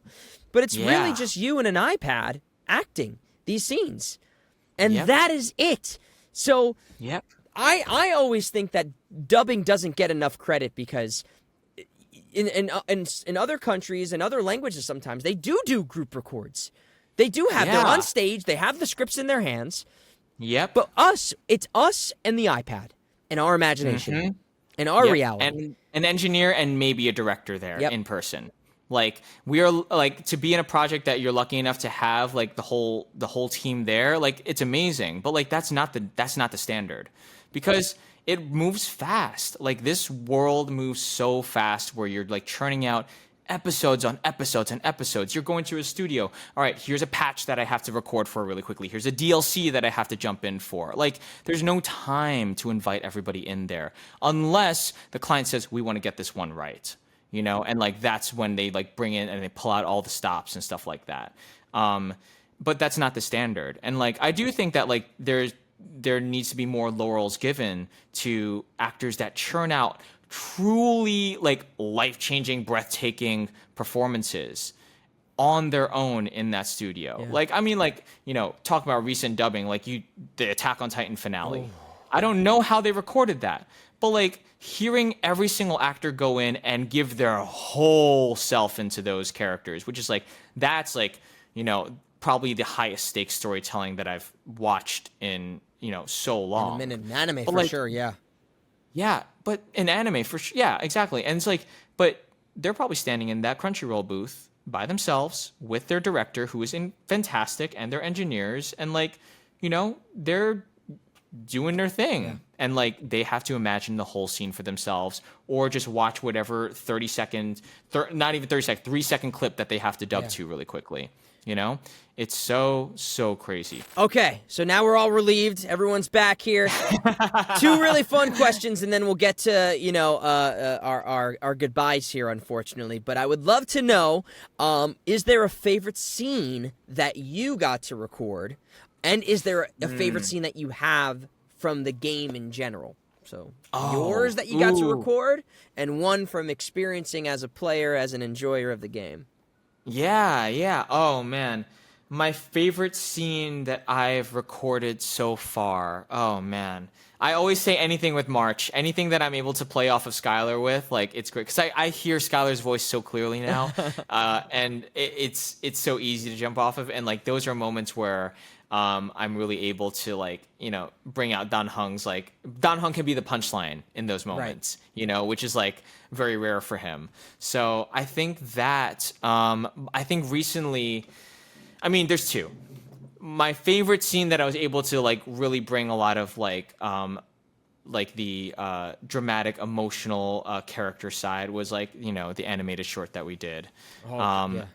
You know, it was that was really meaningful. It was so cool to record, and then watching it all play out on screen, you know, in that video, I was like, wow. Like, the line that they wrote, which is so simple, again, such good writing, is, "You are my past, but you won't follow me into my future." Like, what a simple way to say such a complex thing, you know? And like, that's like where I find my favorite types of writing, is like those little moments in like a cluster of text, which, you know, I think in general, like Eastern writing, like has a lot of, like, it's very like dialogue heavy, and like a lot of people are explaining things, but like those moments where it's just one line that resonates so deeply with so many people, is like that was really so cool to like see on the page, and for me to have the honor to read that line as that character was like so cool. On the flip side, the stuff with Boot Hill is probably like my favorite in recent. Like, it was just like, to have a buddy cop moment in this game was great. And like Andrew was so good, and like I feel like we were both able to hear each other so clearly, even though we've not ever met. Yeah. And to be able to bounce off each other like that, and again, for me to bring out like the comedic timing that Dan Heng has, where he's a little awkward, he's a little weird, he's a goofy little guy. Like my favorite thing is he's got that nerd riz, you know? Like, that's such a fact, though. That's such a fact. Such nerd riz, bro. Like it's so funny. Like, and for me to have those punchlines in the writing, I was just like, thank you for that. Yes. Favorite that I've seen. Yeah. Oh, any other God. characters or moments or cutscenes or something that you saw that stood out to you for whatever reason? There's two. One is Damon's performance as Blade in Jing Liu's companion quest. There's a scene where he's reflecting on his his past life and how he came to the point where he can never die, you know? And that whole scene was just so heartbreaking to listen to. And like I know that like Damon put so much character work into that, because like I feel like he understands Blade on like a very, deep level in a similar way that like I've done a lot of work to make sure that I understand Dan Heng before I go into the booth. And like that was chills down my spine. I listened to that, and like, Blade is very much like, again, going back into archetypes of just like, the cold, like reserved, like kind of demonic, maniacal villain sort of vibe. But for him to like give such an intimate, such like a just like a really vulnerable moment and let the listeners into that. He did such a fantastic job, and the directors also like really let him just like go for it. Camden as Aventurine, like Camden came out of nowhere. Camden, I just want to say, has been working so hard as well in the industry. He spent like over a decade, doing film and doing all this stuff. And like he came in as Aventurine, smashed it, because like he is such a wonderful, like, kind person, but the whole final sequence right before the boss battle that you have with Aventurine, like it's just so well done, and like so like you hear. Like Aventurine is like the character that has his guards up at all times, and only when he's by himself, only when he's with the people that he truly trusts, is when he lets that guard down. And like the way that Camden was able to interpret that and let his own guard down while he was reading, and like it just every scene in 2.1 of Penacony that he was in, I was like, standout moments for sure. Definitely standout moments. Like it was so fantastic. There's so many. There's so many in there. I also just all of the Bellabog cast, I think, kills it as well.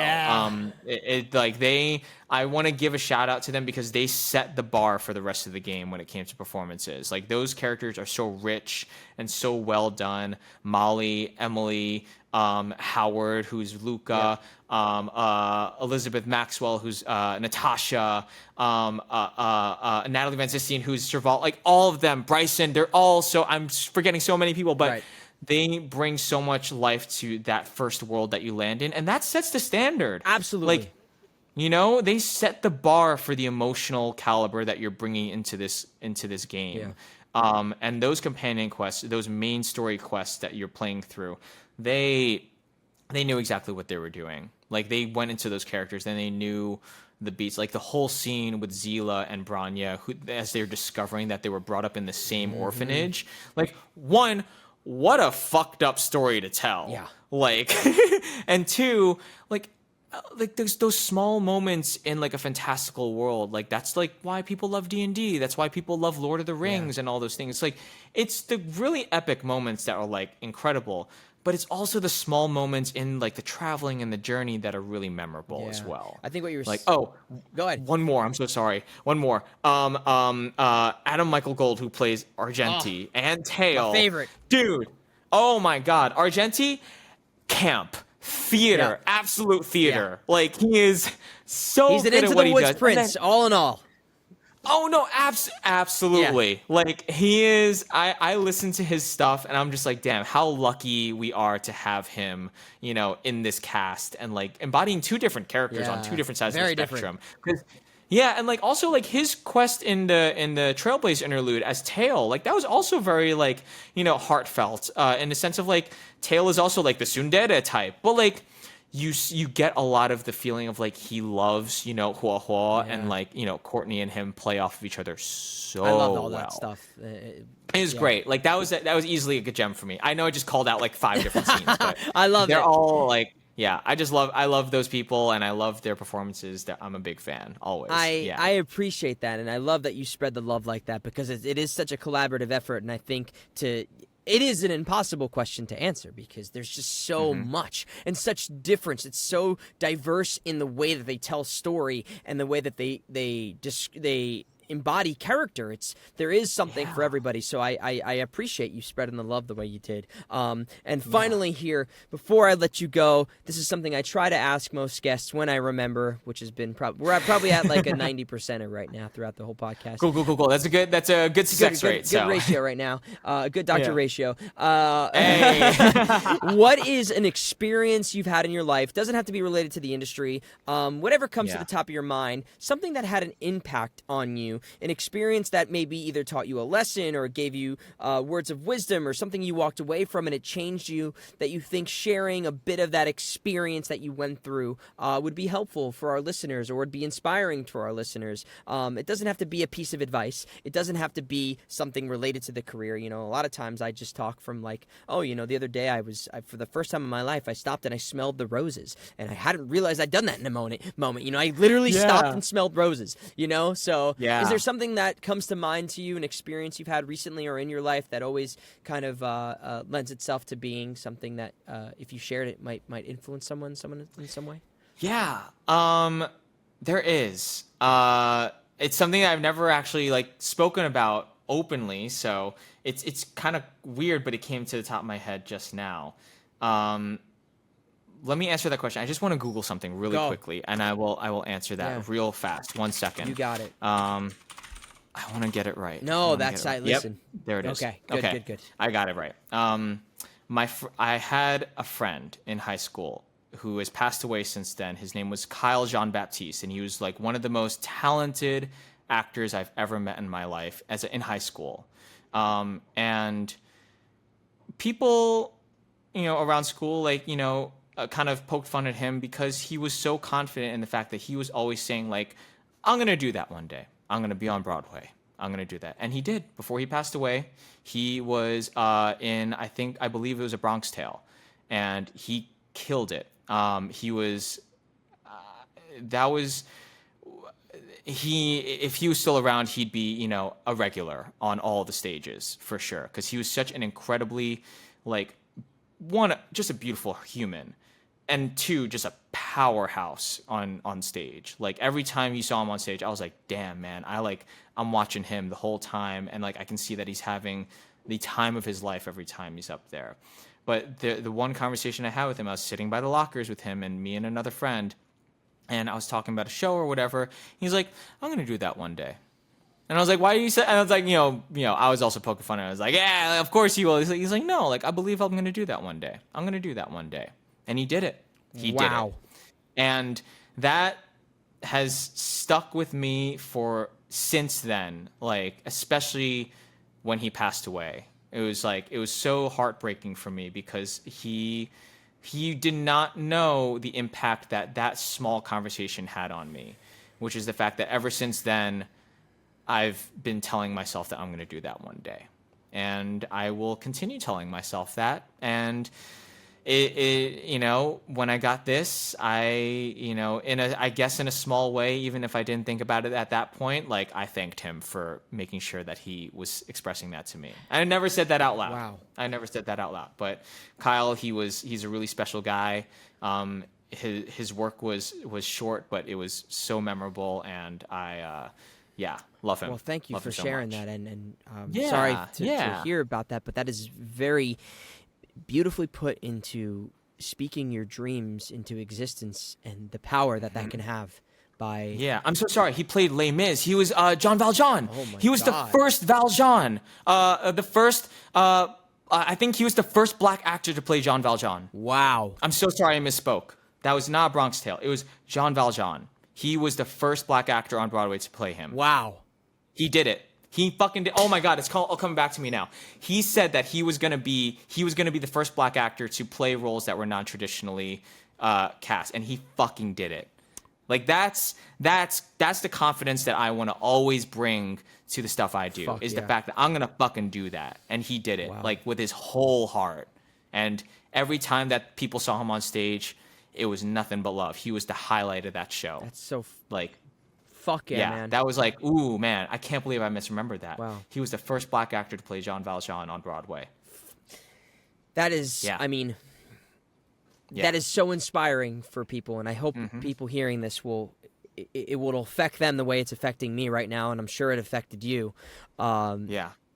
We have the power to make our dreams reality and to change the world and to break down barriers and to do things that have never been done. So that is... What a beautiful way to end this podcast, and it's gonna take time. It's gonna take time, but you keep good people around you. You always be kind to other people, and it'll get there. It'll get there. You know? Heck yeah. Beautifully said. Thank you for sharing so much of your time with us and for giving me the honor to talk about these things with you for your first time. I hope this was a fun experience, and I'm sure our listeners are going to be delighted because as a fan of Honkai myself, it's just a privilege to be able to enjoy the game and to be in similar to rub universes with you guys from the worlds from afar. Yeah, I'm a big fan of your game too. So it's all love. It's all love. Heck yeah, man. Dude! Thank you so much for coming on, and I hope you have a great rest of your day. Enjoy your stream, and keep spreading the love. Keep making the songs, doing everything. I can't wait, and I'm looking forward to the next one. Is there anything you'd like to shout out specifically? I know your social medias. Instagram is Fencer Nick, right? And where else can people find you? I'll link it. But what are the other social handles? It's Fencer Nick on everything except for Twitch and YouTube. YouTube, it's Nleung, Nleung, and then on Twitch, it's Sweet Insomniac. Amazing. Yeah. Everybody head over to those places. And thank you once again, Nick, for joining us today. It's been an honor and a privilege, and I'm truly delighted to have been able to sit and chat with you. Yeah, man. Same here. Heck yeah, man. Have a great rest of your day. Yeah, you too. It doesn't get much better than that. I have been thoroughly loving Honkai Star Rail. It is my guilty pleasure. Guilty, I say, because I do it when I'm not streaming, and I often think of me not streaming and playing games as like something I shouldn't be doing as someone who streams. I'm like, I feel like people would enjoy these moments with me, and I selfishly keep them to myself. And Dan Heng, Nicholas's Nick's performance has been such a cornerstone to the success of that game. So I really hope you guys enjoyed this episode. Our first time really talking about Honkai in depth on the podcast. So check out his stuff. Go to his Twitch streams. Check out all the music. There's they've been working on so many cool things, and I appreciate you guys being here, watching, listening, supporting. We have a new Patreon, so make sure you check that out.